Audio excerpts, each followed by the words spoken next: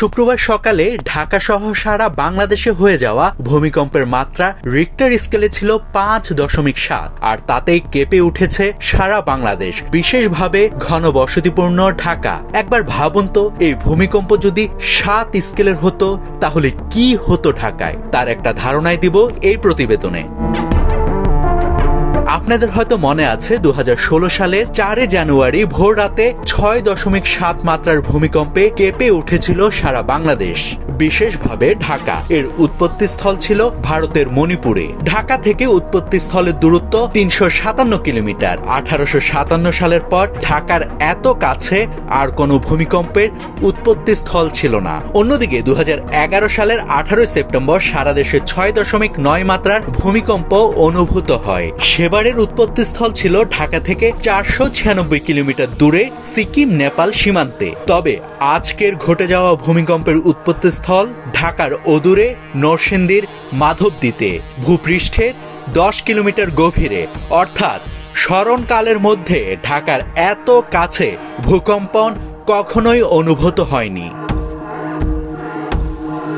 এই ব্যাপারে বাংলাদেশ প্রকৌশল বিশ্ববিদ্যালয় বুয়েটের পুরকৌশল বিভাগের অধ্যাপক মেহেদী আহমেদ আনসারী গণমাধ্যমে যা বলেন তা রীতিমতো শঙ্কা জাগাচ্ছে। তিনি বলেন, বাংলাদেশে এমন ভূমিকম্প হওয়ারই কথা, কিন্তু কেন সেটা? এ ব্যাপারে প্রফেসর আনসারী বলেন, বাংলাদেশ বা এই ভূখণ্ডে বড় ভূমিকম্পের মধ্যে আছে 1762 সালের ভয়াবহ ভূমিকম্প। রিক্টার স্কেলে এর মাত্রা ছিল 8.5।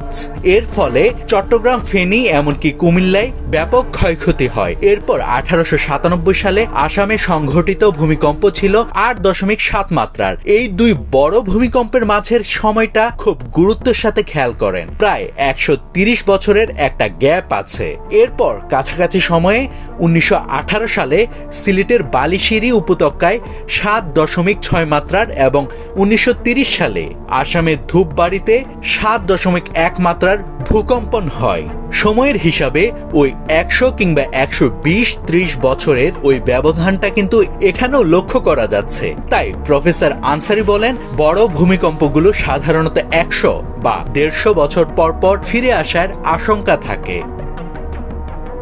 প্রফেসর আনসারীর ব্যাখ্যা অনুযায়ী 7 মাত্রার ভূমিকম্পগুলো ফেরত আসার সময় হয়ে গেছে। তাই আজকের এই ভূমিকম্পের পর সবাইকে সচেতন ও সাবধান হতে হবে। তবে রিক্টার স্কেলে 7 মাত্রার ভূমিকম্প হলে কি হবে ঢাকায়? এ ব্যাপারে প্রফেসর আনসারী বলেন, রিক্টার স্কেলে 6 মাত্রার ভূমিকম্প হলেই সবকিছু ভেঙে পড়ার আশঙ্কা আছে।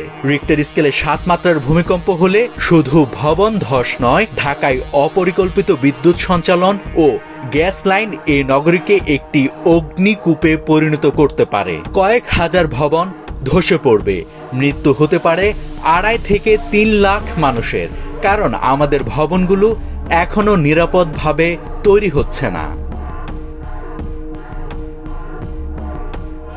এদিকে ঢাকা শহরে মোট 21 লাখ ভবন আছে। এর মধ্যে 6 লাখ ভবন 6 তলার উপরে, বাকিগুলো 6 তলার নিচে।